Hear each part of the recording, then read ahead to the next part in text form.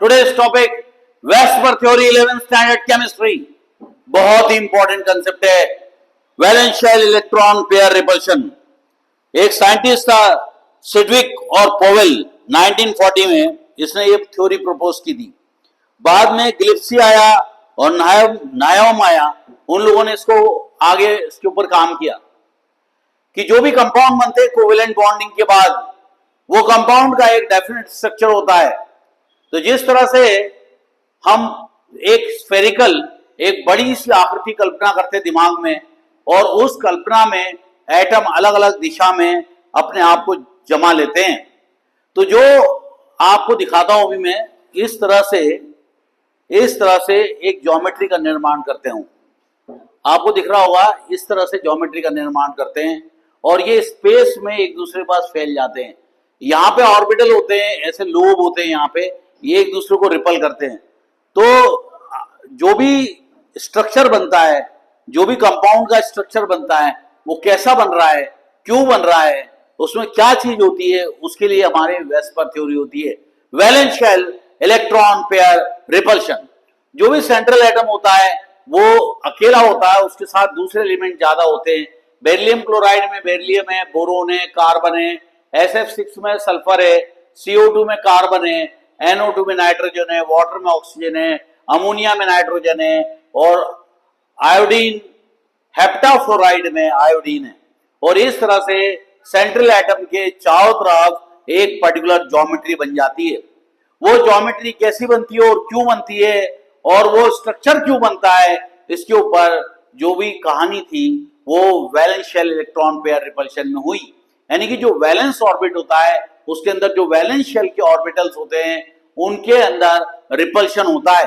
क्योंकि जो ऑर्बिटल होते हैं, उसके जो सबशेल होते हैं, जो ऑर्बिटल्स होते हैं, इनके अंदर इलेक्ट्रॉन क्लाउड होता है, और इलेक्ट्रॉन क्लाउड में रिपल्शन होता है। और वो चाहता है सेंट्रल एटम की चारों तरफ कम से कम रिपल्शन हो, ताकि उसकी पोटेंशियल एनर्जी कम रहे, और पोटेंशियल एनर्जी कम रहेगी तो ऐसे मॉलिक्यूल बहुत ज्यादा स्टेबल होंगे। जिस समय तुम बहुत थक जाते हो, तुम चाहते हो ना मैं आराम कर लूं, और जब अपन थके हुए होते हैं, सोने का अलग ही मजा आता है। उसी तरह से कोई भी कंपाउंड वो चाहता है कि मेरी एनर्जी कम से कम रहे और मैं ज्यादा से ज्यादा स्टेबल रहूं। तो हमारी जो ज्योमेट्री होती है, जो भी शेप होता है मॉलिक्यूल का, वो डिपेंड करता है बॉन्डिंग और non bonding electron pair surrounds the central atom. Central atom को किस तरह से बॉन्डिंग और नॉन बॉन्डिंग इलेक्ट्रॉन ने घेर के रखा है, उसके ऊपर डिपेंड करता है उसकी ज्योमेट्री कैसी होगी।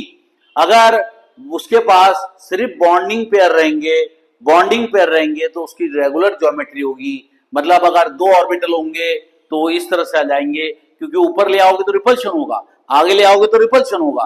तो ये अपने आप को इस तरह से एक दूसरे को फैला लेते हैं स्पेस में, और इतना दूर चले आते हैं जितना हो सकता है, ताकि इनके बीच में रिपल्शन कम हो।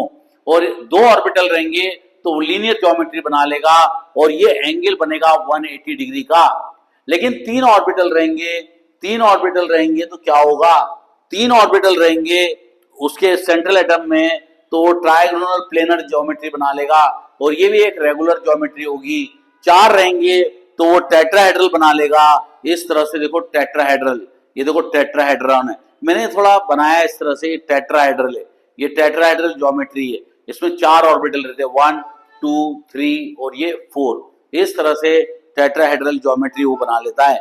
तो जैसे जैसे ऑर्बिटल बढ़ते चले आते हैं, उसकी ज्योमेट्री बदलते चली आती है।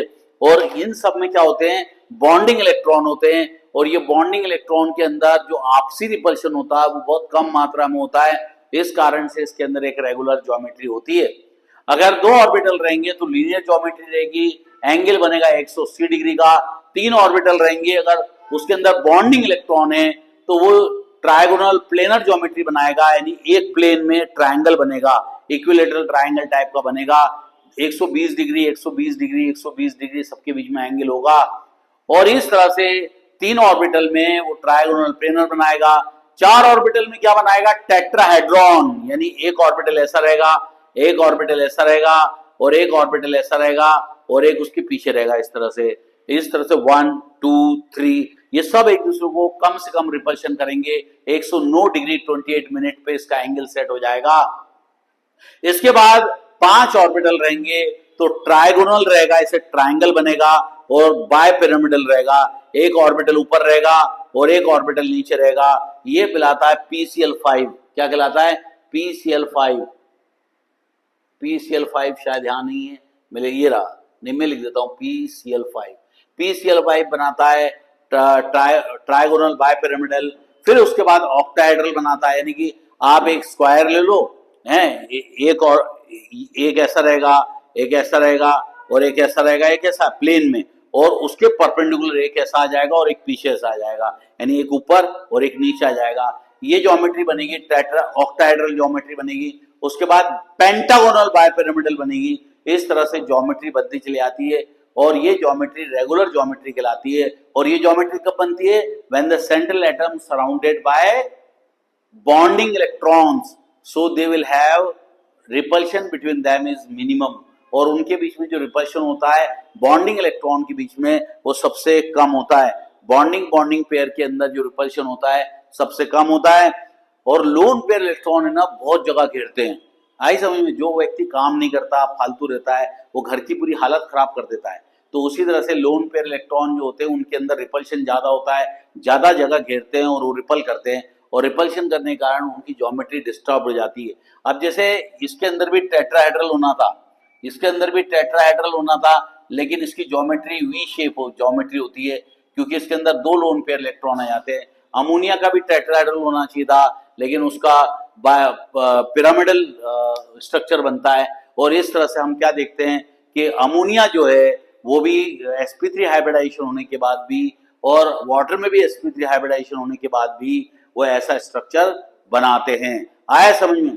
तो ये क्या बोलता है वेस्पर थ्योरी, कि जो भी इलेक्ट्रॉन पेयर में रिपल्शन होता है वो वैलेंस शेल में होता है, इसलिए इसका नाम होता है valence shell electron pair repulsion. VSEPR theory, geometry and shape of the molecule depend upon the bonding and non bonding electron pair surround central atom, यानी कि जो सेंट्रल एटम को किस तरह के इलेक्ट्रॉनों ने घेर के रखा हुआ है उस पर ज्योमेट्री डिपेंड करती है।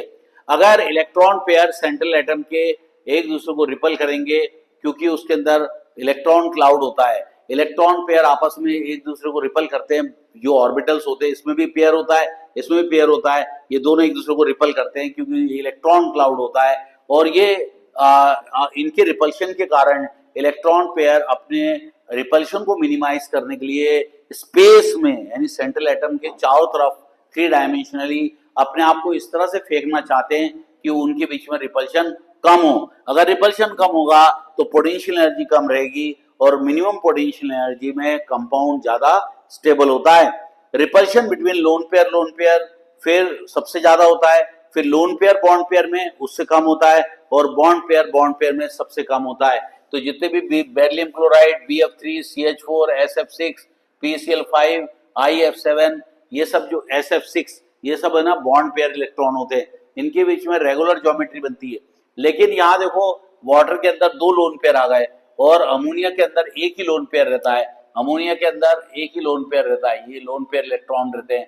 तो एक ही लोन पेयर होने के कारण इसका एंगल 107 डिग्री होता है, यहाँ पर 2 लोन पेयर होने के कारण 104.5 डिग्री, यानी एक लोन पेयर लगभग 2 से 2.5 डिग्री एंगल को कम कर देता है। 2 से 2.5 डिग्री, कॉम्पिटिटिव एग्जाम में पॉइंट याद रखना कि एक लोन पेयर 2 डिग्री से लेकर 2.5 डिग्री एंगल कम कर देता है, क्योंकि टेट्राहेड्रल ज्योमेट्री जो होती है, जैसे ये बनाएगा टेट्राहेड्रल ज्योमेट्री, 109 डिग्री 28 मिनट होना चाहिए, तो ये देखो 2 डिग्री कम हो गया, 107 डिग्री बनाता है, फिर 2 डिग्री 2.5 डिग्री कम हो गया, 104.5 डिग्री बनाता है। तो यही वेस्पर थ्योरी बोलता है कि अगर सेंट्रल एटम अगर बॉन्डिंग इलेक्ट्रॉन से घिरा रहेगा तो उसकी रेगुलर ज्योमेट्री रहेगी, और नॉन बॉन्डिंग से रहेगा तो उसके अंदर ज्योमेट्री डिस्टॉर्टेड हो जाएगी। यही हमारी वेस्पर थ्योरी बोलती है। वेस्पर थ्योरी बोलता है कि अगर 2 ऑर्बिटल रहेंगे तो अपने आप को लीनियर ज्योमेट्री बना लेंगे, 3 ऑर्बिटल रहेंगे तो ट्राइगोनल प्लेनर बना लेंगे, 4 ऑर्बिटल रहेंगे तो टेट्राहेड्रल बना लेंगे, 5 रहेंगे तो ट्राइगोनल बायपिरामिडल बनाएंगे, 6 रहेंगे तो ऑक्टाहेड्रल बना लेंगे, 7 रहेंगे तो पेंटागोनल बायपिरामिडल बना लेंगे। इस तरह से चलेगा। लेकिन ये ज्योमेट्री तभी रेगुलर होगी जब सारे के सारे इलेक्ट्रॉन बॉन्डिंग इलेक्ट्रॉन होंगे। नॉन बॉन्डिंग इलेक्ट्रॉन को लोन पेयर इलेक्ट्रॉन बोला गया, क्योंकि लोन पेयर इलेक्ट्रॉन जो होते हैं वो कभी भी बॉन्डिंग नहीं बनाते, वो डिस्टर्बेंस पैदा करते हैं और उनके रिपल्शन के बढ़ जाने के कारण उसकी ज्योमेट्री डिस्टर्ब हो जाती है। तो इस तरह से आप वेस्पर थ्योरी को अच्छे से पढ़ लेना, बहुत इंपॉर्टेंट है। उसके बाद ही आपको हाइब्रिडाइजेशन समझ में आएगा। Bye bye students.